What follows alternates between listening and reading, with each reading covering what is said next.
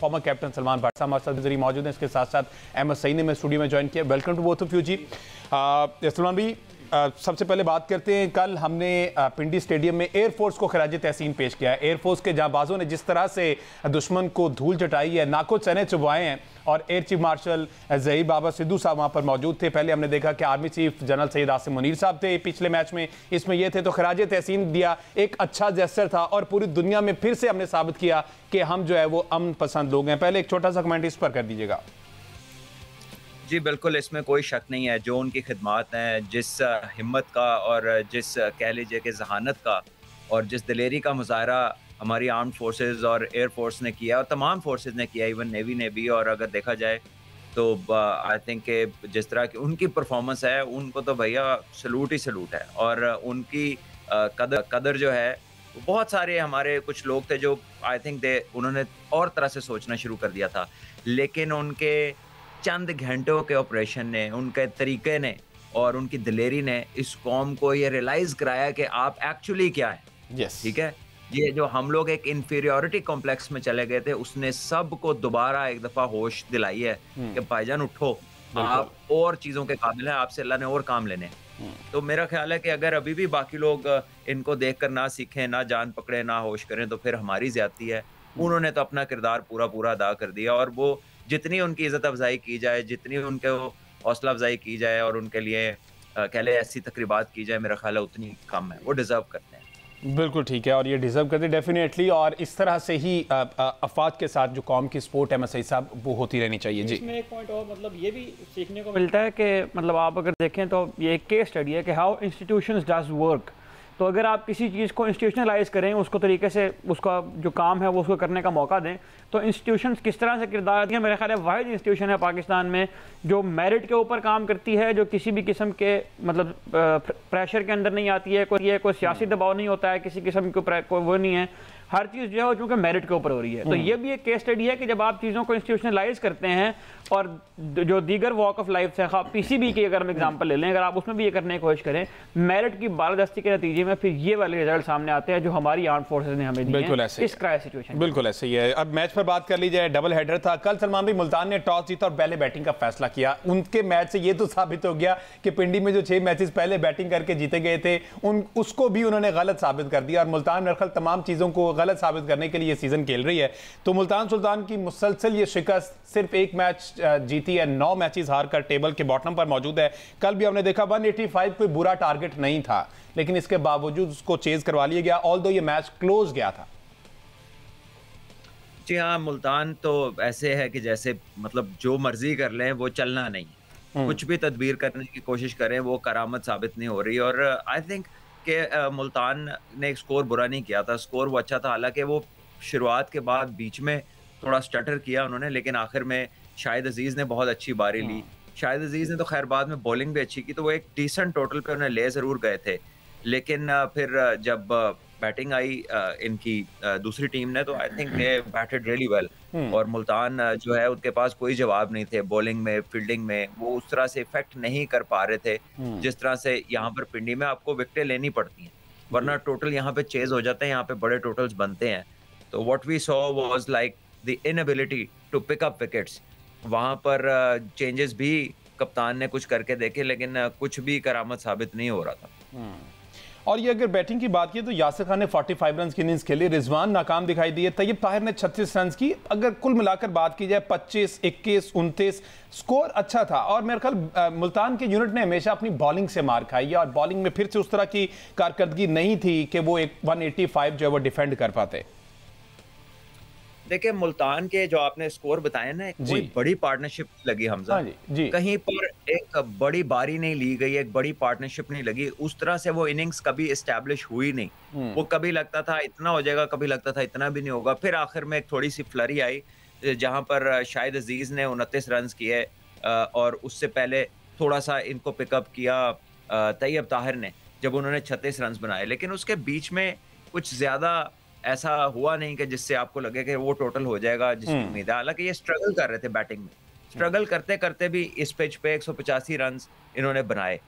और मेरा ख्याल है कि उस्मान तारिक का अच्छा कमबैक हुआ, वो अपने एक्शन की जो प्रॉब्लम थी उसको सॉल्व करके वापस आए। उन्होंने 3 आउट किए हैं और इनके जो मेन प्लेयर्स थे वो उस्मान तारिक ने ही आउट किए हैं। जांजेब सुल्तान अच्छा खेल रहे थे, उन्हें 2 गुगलियां की, कैचेस भी जो है ना छोटे मुल्तान के बैटर्स के, लेकिन उसके बावजूद वो कैपिटलाइज नहीं कर पाए। यासिर को भी उस्मान ने आउट किया और उसके बाद तैयब ताहिर, तो जो जो अच्छा सेट खेल रहा था उन सभी को उस्मान तारिक ने आउट किया।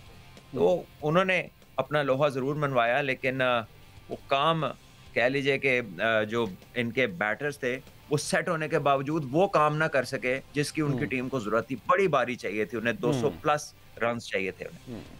अच्छा वैसे सब जितना पहले मुल्तान की जो टीम है वो ओवरसीज़ पर रिलाय कर रही थी या बड़े नामों पर रिलाय कर रही थी, अगर कल के मैच की बात की जाए तो जांजेब ने 25 रन की इनिंग्स खेली, ये हुमायूं अल्ताफ़ है उन्होंने 16 रन की इनिंग्स खेली, उसके बाद ये आमिर बरकी 21, शाहिद अजीज़ 29। तो ये वो चेहरे हैं जो उस तरह से हाईलाइट पहले नहीं, लेकिन उन्होंने कल के मैच में परफॉर्म किया है। लेकिन जब तक मुल्तान की टीम कंटेंशन में रही है उस वक्त तक तो उन्होंने रिलाय किया है अपने स्टार्स के ऊपर। ब्रेसवेल मुसलसल नाकाम हो गए थे, उन्हें वो खिलाते रहे, और भी जो मतलब शाही होप को भी उन्हें काफ़ी चांसेस दिए। लेकिन जो आखिरी 3 मैचेस उन्होंने खेले उसमें उन्हें लोकल प्लेयर्स को ज़्यादा चांसेस दिए हैं, जिस वक्त इस बात के इम्कानात बहुत कम हो गए थे, बल्कि ख़त्म हो गए थे कि मुल्तान सुल्तान जो है वो प्ले ऑफ में क्वालिफाई कर सकता है। तो उसके बाद उन्हें यह ख्याल आया कि ये प्लेयर भी हमारे कंटिजेंट का हिस्सा है, उनको फिर उन्हें चांस देना शुरू किया। तो ओवरऑल एक मतलब यूं कह लीजिए, आपने बिल्कुल ठीक वर्ड यूज़ किया, नाइटमेयर का। सुल्तान कुछ भी करता वो मुल्तान सुल्तान के अगेंस्ट जा रहा था। और सबसे ज़्यादा जो मतलब आपने बॉलिंग का तज़किरा किया तो इसमें लैक ऑफ एक्सपीरियंस का फैक्टर हमें नज़र आया है, जिसकी वजह से मुल्तान सुल्तान ने जो है बहुत ज़्यादा स्ट्रगल किया है। कल भी अगर हम देखें तो 2-3 जो आखिरी ओवर जो थे उनमें कहीं कहीं ये लग रहा था, जब उन्हें 2 आउट कर दिए थे कंसेक्यूटिव, छठा और सातवां, तो उस वक्त ये लग रहा था कि शायद यहाँ से मैच मुल्तान बना जाए। लेकिन वहाँ पर भी मतलब मोहम्मद हसनैन ने जो छक्का खाया आखिरी ओवर में हसन नवाज से, जब 3 बॉलों पर 9 रन रह गए थे, तो मुझे नहीं समझ में आया कि वो उन्होंने क्यों वो वाला बॉल करवाया और किस तरह से उनको किसने ये एडवाइस किया। या मतलब हमें अगेन वही बात नज़र आ रही है कि कंसिस्टेंसी के साथ बैट्समैन को फंसा कर रखने की एक ही जगह पे कैपेबिलिटी जो है वो हमारे बॉलर में बहुत ही कम पाई जा रही है। अच्छा क्वेटा ग्लेडिएटर्स की सलमान की बैटिंग की बात की तो कल साउथ शकील ने सरप्राइजिंगली देखो ना 18 रन बनाए 24 गेंदों पर, बड़ा स्लो खेलते दिखाई दे रहे थे। यूजुअली जब से ये इसके टूर्नामेंट का आगाज है वो इस तरह की वो अग्रेसिव क्रिकेट भी खेलते हैं, स्विच शॉट्स भी मार लेते हैं, स्वीप शॉट्स भी मार लेते हैं, लेकिन कल शायद दूसरों को मौका देना चाह रहे थे वो। नहीं, ऐसा नहीं है, दूसरों को मौका देना होता तो फिर वो खुद बैटिंग पे ना आते। उन्होंने पहले भी एक मैच में पूरे ओवर्स खेल के 30-32 रन बनाए, यानी कि वो 20 के 20 ओवर उन्होंने बैटिंग कर ली और 30-35 रन बनाए और वो आउट शायद नहीं हुए थे और वो मैच भी हार गए थे। तो देखिए साउथ शकील को T20 फॉर्मेट के लिए उनकी गेम टेलर मेड नहीं है, वो स्ट्रगल करते हैं इस फॉर्मेट में। वो 1-2 क्यूट शॉटें जरूर खेल लेते हैं ये, और कल भी वो उसकी तलाश में थे, यानी कि वो ऐसे शॉट्स हैं जो पहले से प्री मेडिटेट करने पड़ते हैं, पहले से उसका इरादा करना पड़ता है, और जब वहां पे गेंद नहीं मिलता तो आप कोई खेलते हुए अच्छे नहीं लगते, क्योंकि वो जो आप एक्सपेक्ट कर रहे होते हैं जब भी उससे लाइन और लेंथ उसके बरक्स आती है तो फिर आपको मौका नहीं मिलता वो शॉट एग्जीक्यूट करने का। और कल उनके साथ बहुत दफा ऐसा हुआ कि वो रैंप खेलने गए और आखिरकार जब वो आउट भी हुए हैं तो उस गेंद को फ्लेक्स भी कर सकते थे, लेकिन वो उसको वही रैंप करने की कोशिश कर रहे थे और थाई पैड पे लग के गेंद विकेटों में जा लगी और बहुत सारी बॉल्स उन्होंने कंज्यूम की हुई थी। कप्तानी उन्होंने अच्छी की है, उनके बॉलर्स डिलीवर कर रहे हैं, उनकी टीम में बैटर्स डिलीवर कर रहे हैं, लेकिन अगर आप उनकी पर्सनल बैटिंग की बात करें तो this is not his format.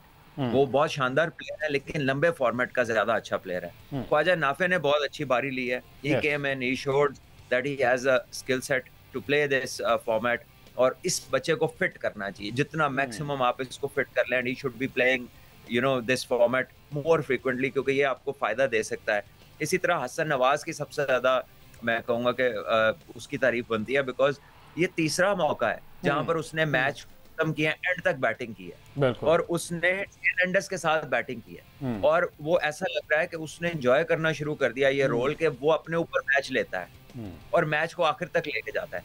यहाँ पे मैं 2 चीजें कहूंगा कि एक तो वो बहुत शानदार खेल रहा है तो उसको इस पे अप्रिशिएट करना बनता है, लेकिन इन सर्कमस्टांसेस में जब वो मैच को डीप लेके जाता है, देयर विल बी टाइम्स जब वो फिनिश नहीं कर पाएगा, तो वहां पर ये ना हो कि लोग कहना शुरू कर दे देखो जी इसने सिंगल नहीं ली, इसने दूसरे को सामने नहीं लाया, इसने, ये ऐसे ही होता है। When you take things deep sometimes you come on top, sometimes bowler अच्छी बॉलिंग कर जाता है, लेकिन ये बहुत गट्स का काम होता है कि मैच आप अपने ऊपर ले लें। बहुत सारे प्लेयर हैं वो पहले ही अपनी जान छुड़ा लेते हैं, हिट मार के आउट होते हैं और कहते हैं जी हम तो देखे टीम के लिए खेल रहे थे, बट ही इज बैटिंग, वो जब मैच को डीप लेके जाता है तो बॉलर और ऑपोजिशन और फील्डर्स पे प्रेशर आता है और ये बड़ी हाई लेवल की स्किल है।